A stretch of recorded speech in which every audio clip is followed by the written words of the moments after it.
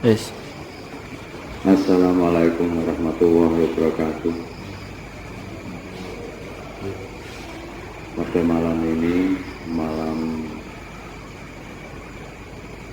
Isra Mi'raj Rojabiyah bertepatan tanggal 28 Februari tahun 2022.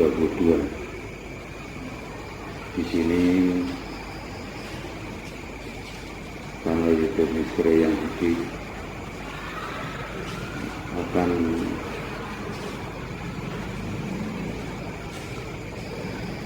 mengadakan acara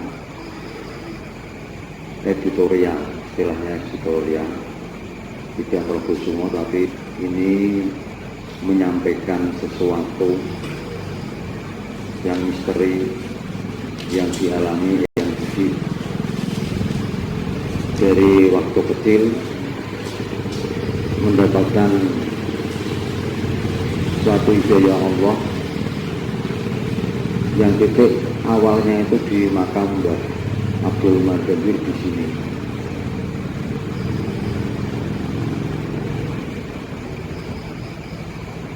Waktu itu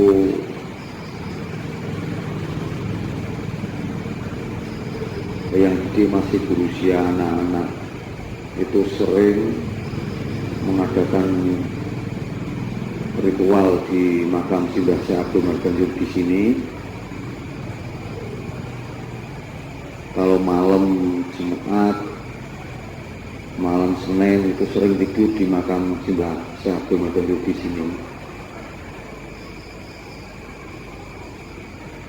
mengaji Yasin, tahlil dan sebagainya, meminta petunjuk Allah supaya diberikan hidayah Allah. Pada suatu malam waktu itu yang tidur di sudut timur selatan dalam makam Simbah Syekh Abdul Madzhabir, waktu itu ditemui seorang tua berjubah putih yang memberikan wejangan-wejangan masalah ajaran agama Islam. Intinya itu untuk mendekatkan diri kepada Allah, istilahnya sekarang. Kalau dulu untuk DP nyedak marah Gusti Allah. Waktu itu yang dipejang pertama itu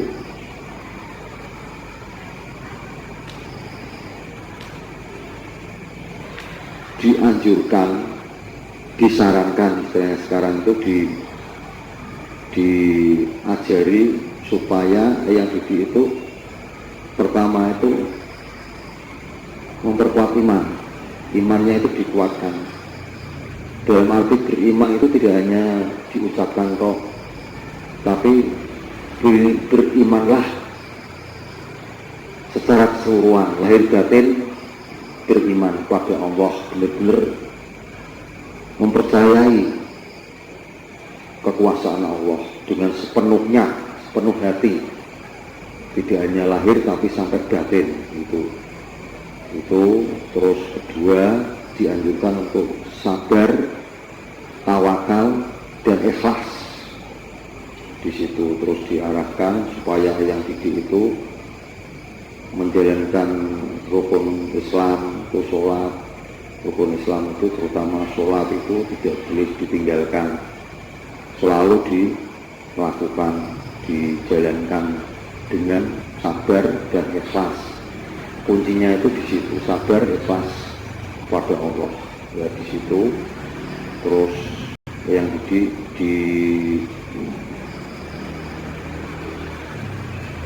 arahkan untuk menjalankan puasa Senin Kemis. Jadi waktu itu yang di usia kelas 2 SD, naik ke kelas 3, mau naik kelas 3 itu yang sudah mendapatkan petunjuk supaya menjalankan puasa Senin Kemis.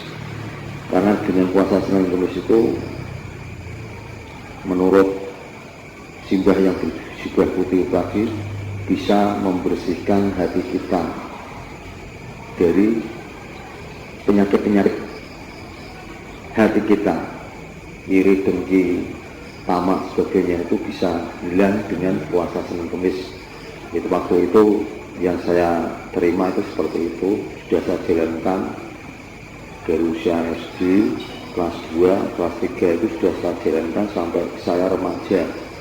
Saya rutin menjalankan puasa Senin Kemis tanpa henti, istilahnya berhenti waktu sakit atau waktu ada halangan itu.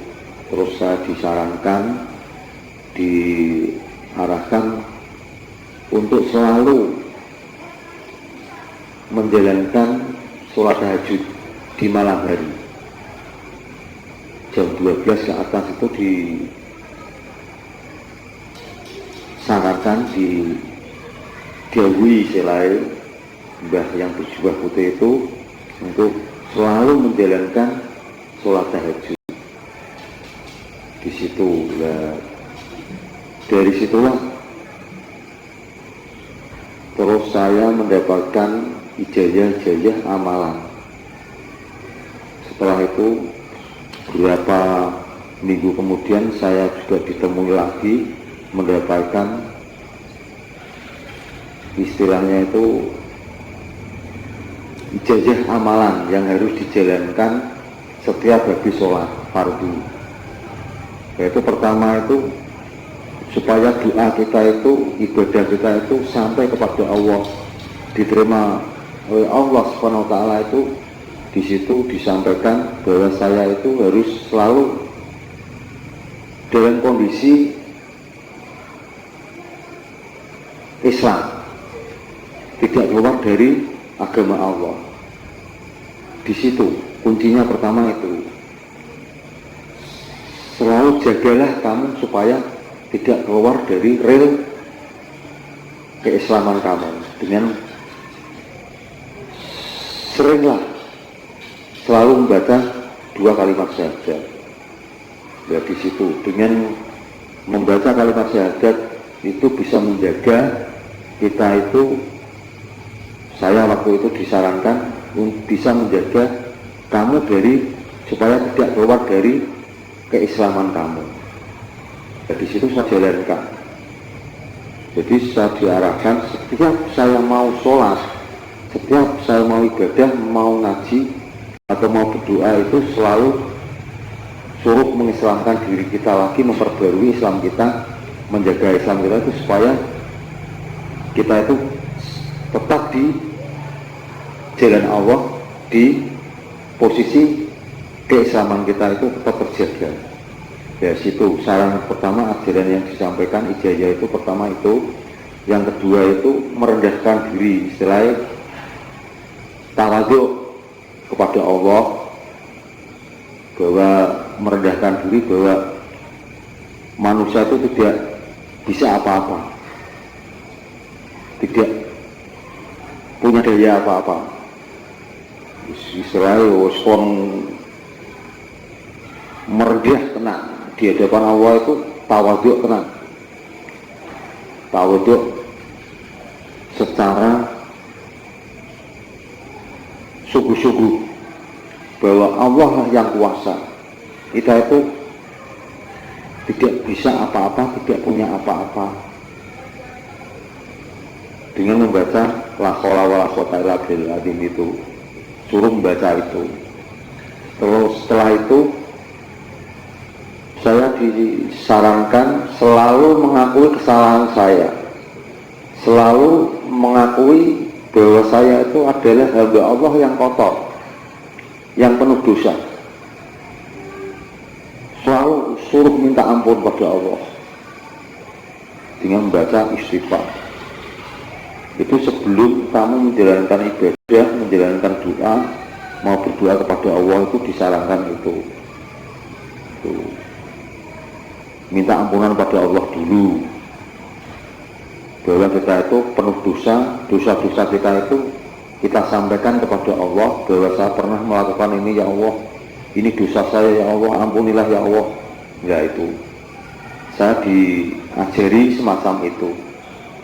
Ya, setelah itu kita benar-benar minta ampun pada Allah, kita laporkan suatu dosa kita, kesalahan kita setiap saat, setiap waktu kita mau sembahyang, kita waktu mau berzikir, doa, mengaji, itu suruh didahului untuk minta ampun pada Allah. Laporkan bahwa saya itu benar-benar hamba Allah yang kotor, yang penuh dosa di situ. Setelah itu saya didahului untuk bersolawat bahwa kamu itu adalah umat Muhammad, kamu bukti cintamu kepada Rasulullah Muhammad itu kamu sering-seringlah membaca sholawat. Jadi sebelum kita beribadah, kita mengaji, berdoa supaya doa kita itu dikabulkan Allah, itu termasuk suruh membaca sholawat. Ya, dengan sholawat itu dijelaskan waktu saya itu waktu mimpi di wajah itu, bahwa sholawat itu adalah termasuk kalimat yang disukai Allah. Dengan sholawat itu bisa membuka pintu as supaya doa kita itu sampai kepada Allah. Jadi situlah terus saya dijalankan supaya apa, ibadah saya, doa-doa saya itu dikabulkan oleh Allah, itu dengan ijazah-ijazah seperti itu, kunci-kunci ijazah seperti itu saya amalkan. Itu saya amalkan dengan sungguh-sungguh, tidak hanya istilahnya itu tidak main-main. Saya waktu itu langsung saya jalankan dengan sungguh-sungguh, penuh keikhlasan tadi, sabar, tawakal, ikhlas karena Allah. Ya, terus setiap kamu melakukan ibadah itu jangan kamu mengharap bahwa imbalan dari Allah, kecuali kamu minta ridho Allah. Ya, di situ kuncinya, di situ. Terus saya pahami, terus saya hayati, terus saya juga konsultasi dengan kiai-kiai saya waktu itu, termasuk Pak Berdili. Saya sampaikan mimpi-mimpi saya ini, petunjuk lewat mimpi, ditemui mbah yang berjubah putih itu, saya sampaikan itu bagus kalau kamu jalankan itu. Setelah itu saya beberapa minggu kemudian mendapatkan petunjuk lagi lewat mimpi juga, dan orang yang sama, simbah berjubah putih tinggi besar itu, saya habis sholat itu berzikir wiridan itu suruh baca sebanyak-banyaknya kalimat tasbih.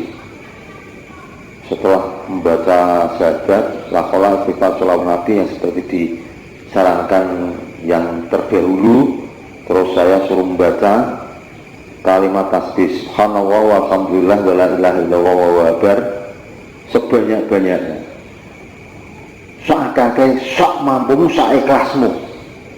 Wajo waktu bersolat wajib, sholat tahajud, nah, awan waktu siang kamu sibuk, kamu baca seikhlas kamu. Kalau malam waktunya longgar, habis sholat tahajud, baca sak lempokmu, sak capekmu, sak ikhlasmu. Setelah tasbih subhanallah walhamdulillah itu, terus saya disuruh baca lagi subhanallah bihamdihi subhanallahadzim. Itu ijazahnya. Kedua bacaan tasbih ini tadi itu dijelaskan di situ bahwa Allah yang paling menyukai, yang disukai Allah itu dua kalimat tasbih. Sopo wongi waktu itu menilai, sopo wongi sing gelem maca tasbih sakake, Gusti Allah kuwi arep menehi petunjuk pertolongan, perlindungan. Itu janji Allah melalui Quran. Wah, waktu itu saya tertarik dengan bacaan-bacaan itu juga ringan, waktu itu sudah hafal, bacaan itu sudah hafal, terus ringan, terus saya mau wiridan, saya baca sebanyak-banyaknya. Kalau malam hari sampai menjelang subuh baru saya selesai. Di situ saya jalankan terus. Setelah itu saya lain hari lagi, minggu kemudian, beberapa minggu kemudian saya mendapatkan tambahan ijazah lagi, suruh membaca Ya Rahman Ya Rahim. Kowe njaluk welasase Gusti Allah, pasisange Gusti Allah dengan baca Ya Rahman Ya Rahim. Setelah subhanallah bihamdihi saya suruh sambung baca Ya Rahman Ya Rahim. Itu yang saya terima waktu itu. Terus saya suruh nyambung lagi dengan Asmaul Husna, Ya Sabur, Ya Sabur, supaya kowe iki duwe kesabaran, atimu duwe kesabaran, kowe maca Ya Sabur agak dulu kesabaran Allah. Nah itu jaya-jaya yang saya terima waktu itu. Ya terus suruh menyambung lagi dengan Ya Latif, supaya kamu punya sifat yang halus, perasaan hati kamu itu supaya halus dengan bacaan Ya Latif. Ya setelah itu suruh nyambung lagi dengan bacaan supaya saya itu diberikan kecerdasan, ketajaman dalam berpikir, melihat dan mendengar. Itu saya suruh membaca Ya Alim Ya Sami Ya Basir, supaya saya mendapatkan ketajaman dari segi pengetahuan, mencari ilmu, terus ketajaman dalam melihat sesuatu, terus pendengaran. Itu saya suruh baca itu. Itulah jaya-jaya yang pertama kali saya terima melalui mimpi-mimpi yang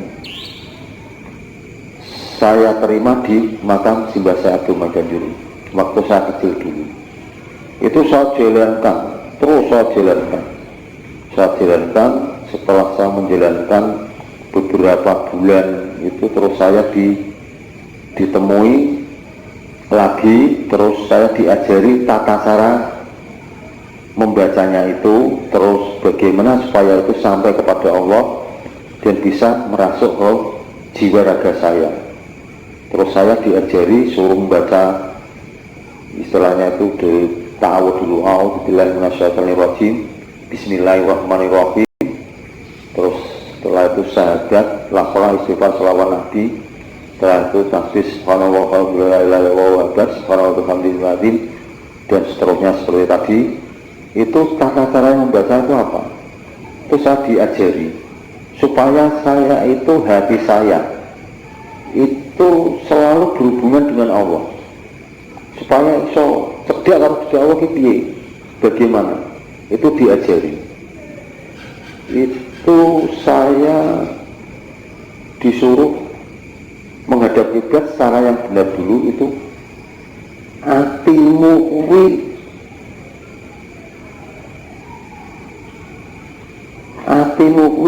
gantungno ngene Ka'bah kono, suruh menggantungkan, menempelkan ke Baitullah Ka'bah. Maksudnya piye? Atimu kuwi, perasaan atimu kuwi kaya-kaya atimu kuwi ana Ka'bah. Nang Ka'bah kuwi nang nempel nang atimu, nang jero atimu terus. Kaya kowe nang kene, kowe kelingan makmu nang omah. Omahmu nang endi posisine, bentuke kaya apa, seperti apa? Lah itu Ka'bah kuwi bayangno, aja mbayangke nang pikiran, tapi lebokno nang atimu kaya-kaya atimu kuwi ana Ka'bah. Lah supaya apa? Hatimu kuwi selalu berhubungan dengan Baitullah. Nah di situ. Nah setelah itu saya jalankan sampai saya membayangkan Ka'bah itu seperti apa. itu saya bayangkan, terus saya hadirkan dalam hati saya tuh, wah Ka'bah ini kayak ngono kuwi kotak ini. Terus saya latihan, terus saya suruh, seakan-akan itu hati saya itu disuruh selalu komunikasi dengan Allah. Ya Allah, kok saya begini ya Allah, ya Allah saya itu penuh kotor ya Allah, selalu gitu. Ya, terus hati saya itu suruh selalu mengingat Allah, istilahnya berkeluh kesah kepada Allah. Ya Allah, saya menghadapi kesulitan gini ya Allah, saya kok begini ya Allah, suruh terus seperti itu. Ya, pada akhirnya terus saya diajari sistem membaca, cara berpikir supaya bisa merasuk ke jiwa raga saya, itu diajari setelah saya diajari saya menghadap kiblat itu tadi berhubungan dengan Baitullah. Corone hatiku, Ka'bah itu seakan-akan suruh dalam hati saya terus. Setelah itu saya suruh membaca. Kalau kamu membaca kalimat-kalimat Allah, itu jangan kamu baca nong tutukmu, di mulutmu, tapi kamu bacanya itu dari hati, nong juru hatimu, dalam hati kamu baca. Kamu baca dalam hati, terus kamu alirkan ke seluruh tubuhmu. Bacaan itu suruh mengalirkan. Ilekno nguni sekujur awakmu. Alirkan bacaan itu ke seluruh tubuhmu. Seakan-akan kamu mengaliri koyo-koyo kowe basahi awakmu ki ngguben. Seakan-akan kamu itu mengalirkan air ke seluruh tubuhmu, ke urat-urat nadimu. Setelah itu saya diajari, terus saya baca A'udzubillahi minasyaitonirrajim. Bismillahirrahmanirrahim. Asyhadu an la ilaha illallah wa asyhadu anna Muhammadur Rasulullah. La haula wala quwwata illa billahil azim. Bacaan itu saya alirkan ke seluruh tubuh saya, seakan-akan ini. A'udzubillahi minasyaitonirrajim. Bismillahirrahmanirrahim. Asyhadu an la ilaha illallah wa asyhadu anna Muhammadur Rasulullah. La haula wala quwwata illa billahil azim. Astaghfirullahaladzim. Allahumma sholli ala Muhammad wa ala ali Muhammad. Itu saya baca berulang kali seikhlasnya satu persatu. Dan setelah itu saya membaca tasbih. Subhanallah walhamdulillah wa la ilaha illallah wallahu akbar. Itu mulai tergerak, saya terkejut. Terus saya membaca terus Subhanallah walhamdulillah wa la ilaha illallah wallahu akbar. Itu badan saya itu semua terguncang, tergerak sendiri. Terus saya teruskan sampai sampai bacaan terakhir itu masih terguncang. Bacaan yang saya baca itu tergerak. Subhanallah walhamdulillah itu terguncang dalam makam sini. Pertama kali saya lakukan. Terus saya lakukan sampai terguncang, sampai tergerak sendiri. Setelah itu saya itu sampai capek, sampai tertidur, saya nggak sadar tertidur. Terus saya ditemui sosok simbah yang berjubah putih itu menyampaikan bahwa hidayah Allah, karomah Allah itu dengan bacaan-bacaan yang kamu baca itu sudah masuk ke urat nadimu, ke jiwa ragamu. Terus saya dipesan itu suruh menjalankan terus, sampai sekarang masih saya jalankan. Bacaan-bacaan itu setiap habis sholat itu Riko ya, kamu setiap habis sholat jamaah dengan papa, kamu diajak membaca semacam itu. Itulah hidayah yang didapat papa waktu kecil sampai sekarang masih saya jalankan itu. Jadi caranya itu tadi dari membaca dari hati, alirkan ke seluruh tubuh. Terus setelah urat-urat nadi kita itu dialiri, istilahnya kalau ilmu supranatural itu, kalau sekarang saya sudah Papa sudah kenal ilmu supranatural atau apa itu, istilah energi itu sudah supranatural sudah mengalir di urat nadi Papa. Ya, setelah itu terus saya jalankan terus sampai berjalan waktu bertahun-tahun masih saya jalankan amalan itu sampai sekarang. Masih terus saya jaga amalan-amalan yang saya terima dari simbah yang berjiwa putih itu misteri. Makanya kenapa saya buka YouTube itu misteri yang gede, karena itu penuh misteri. Ini belum terungkap siapakah sosok yang berjubah putih yang mengajarkan yang gede dari kecil itu juga sering masih menemui apa itu, dari kadang masih menemui, kadang menyampaikan ayat ini untuk bisa mengobati ini dan sebagainya. Setelah saya buka di Al-Quran ternyata juga ada apa itu ijazah itu juga ada di dalam Al-Quran. Disitulah pengalaman yang saya alami. Jadi ini bukan rekayasa, memang fakta realita yang saya terima waktu kecil. Dari kecil dulu sampai sekarang masih saya lakukan, saya jalani. Jadi amalan-amalan ijazah itulah yang saya terima. Kemudian saya waktu usia SMP,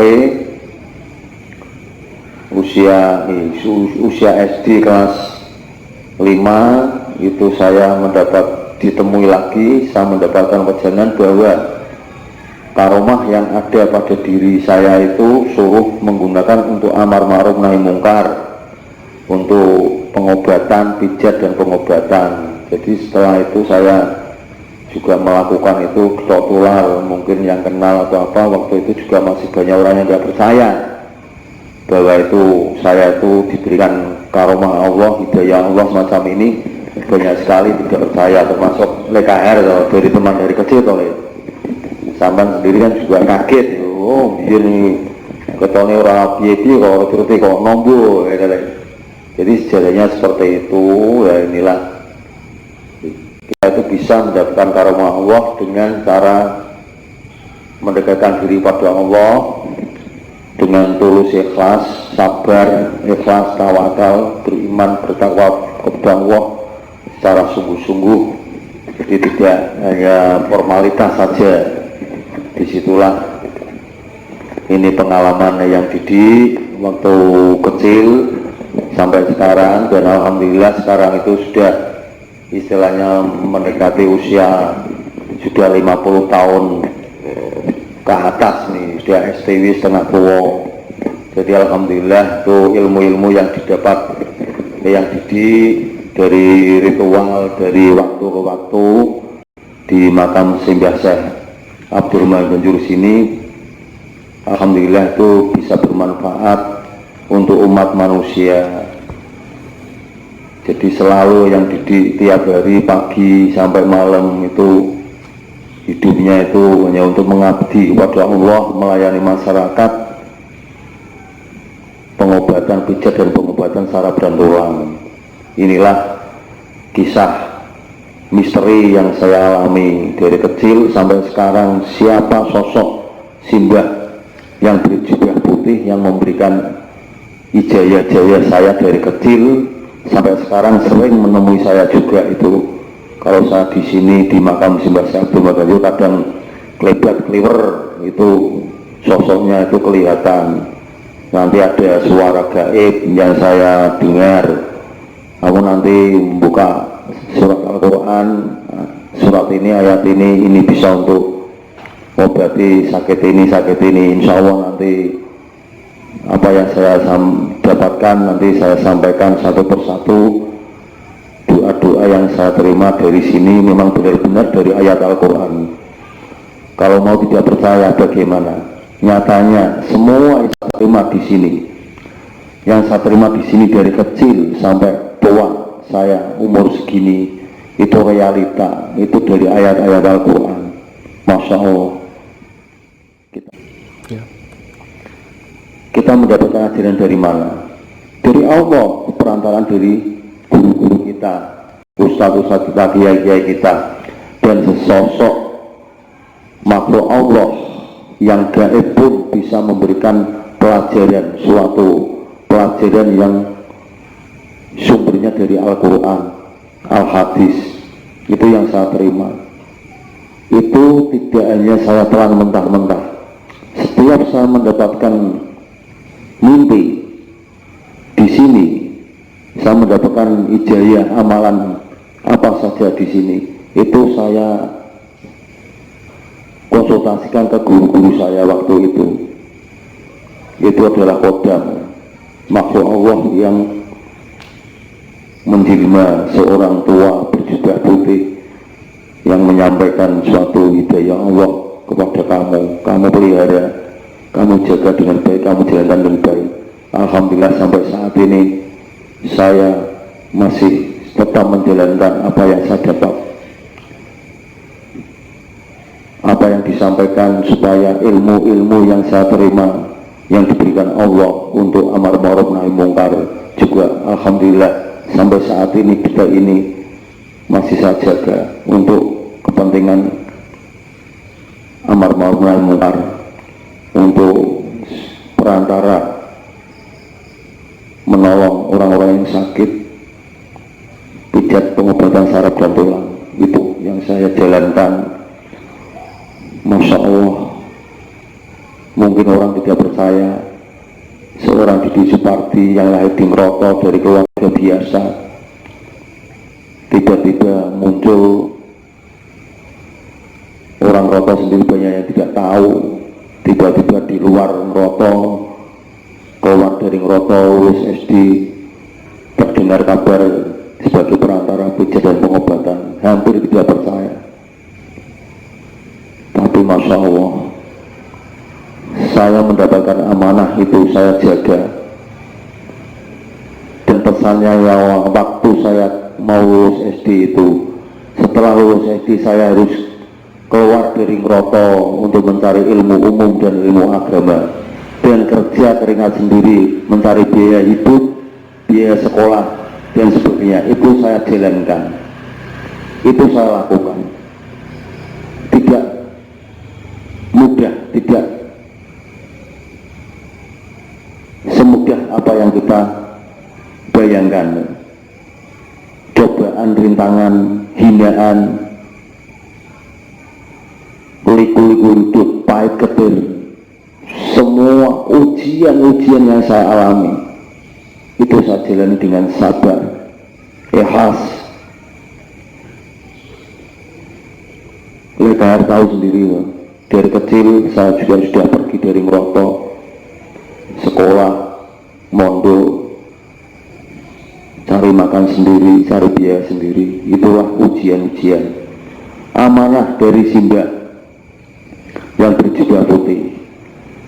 Saya lulus SD, saya harus keluar dari Meroto, mencari ilmu agama, mencari ilmu umum dengan biaya sendiri, kerja sendiri, sekolah, mondok sambil kerja sendiri. Itu harus kamu jalankan. Alhamdulillah, saya pulang ke Meroto kalau waktu perlu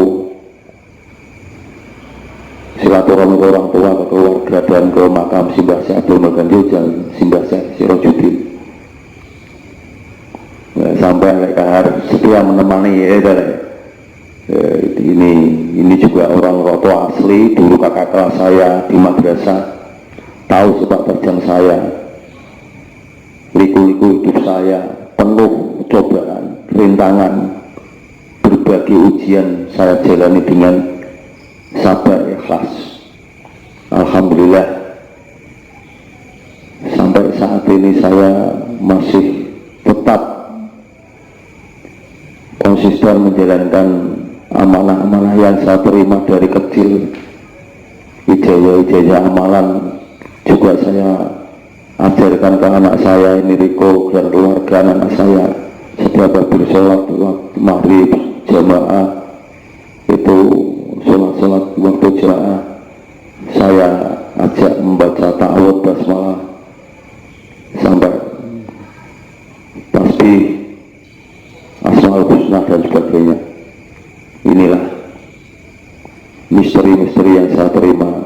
alami waktu kecil sampai sekarang. Insya Allah nanti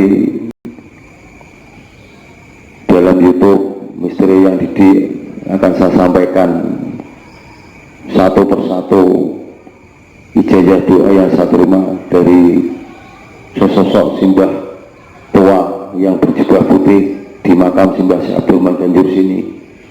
Insya Allah nanti saya sampaikan. Di samping ijazah dari guru-guru saya, kiai-kiai saya, itu juga banyak sekali doa-doa untuk pengobatan, untuk pijat, untuk meminta rezeki kepada Allah, untuk dagang dan sebagainya. Walaupun saya dulu pernah dagang juga, tapi sekarang sudah dulu sambil dagang itu juga pernah mengalami. Banyak sekali doa-doa yang saya terima dari guru-guru saya dan termasuk Mbah yang berjubah putih di sini. Insya Allah nanti edisi berikutnya Misteri yang Didik akan menyampaikan doa-doa itu supaya bermanfaat, barokah untuk umat Islam siapapun yang menjalankan. Insya Allah dengan terus ikhlas karena Allah, sabar, tawakal, ikhlas karena Allah. Insya Allah doa-doa kita itu diterima oleh Allah. Jadi ini awal cerita saya untuk istilahnya itu mawas diri, untuk background kita itu seperti apa, bahwa kita itu hamba Allah yang tidak punya apa-apa, tidak bisa apa-apa. Jadi saya itu terus terang dalam pengobatan itu kuncinya itu saya dulu juga diajarin satu sedikit. Kenapa itu doa kita itu kalau mengobati orang itu kuncinya apa kan? Tidak boleh merasa bisa. Tidak boleh merasa bisa. Kita itu tidak boleh merasa bisa menyembuhkan sakit seseorang. Kuncinya itu berserah diri pada Allah.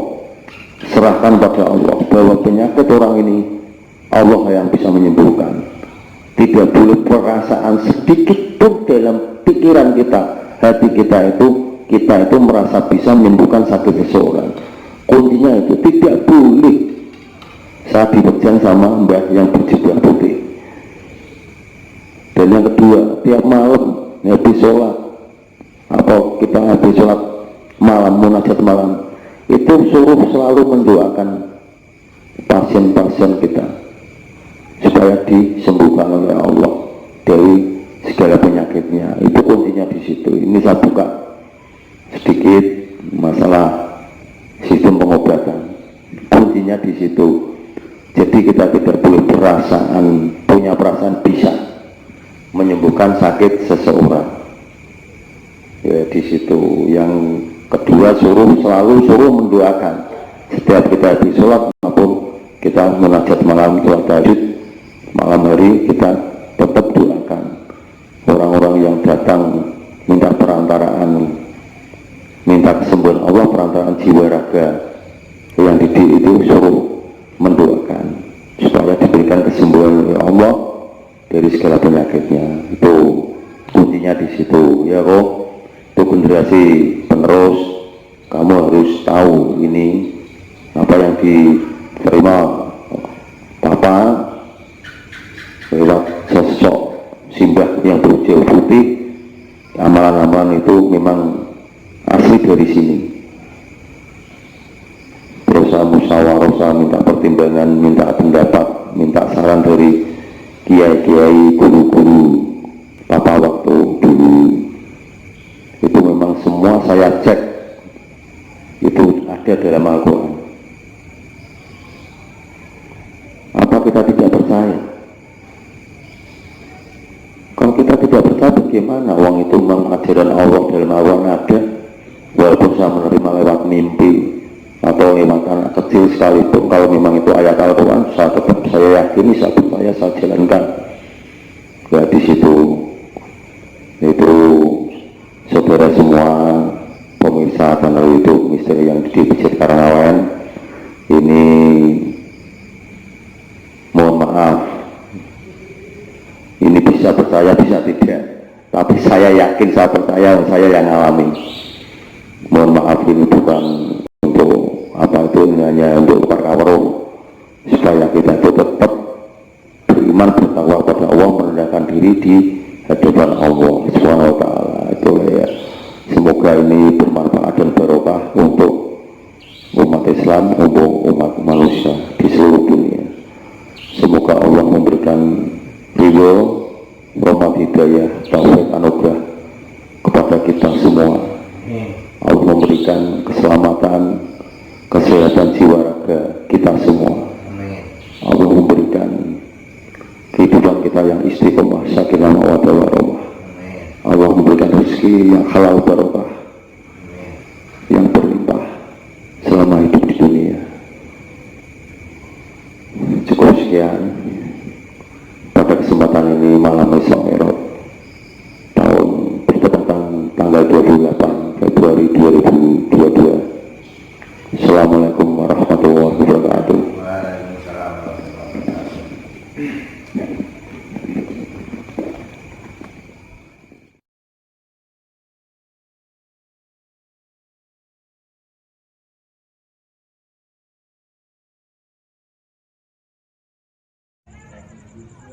Terima kasih kepada para subscriber channel YouTube Misteri Eyang Didi Pijat Karangawen.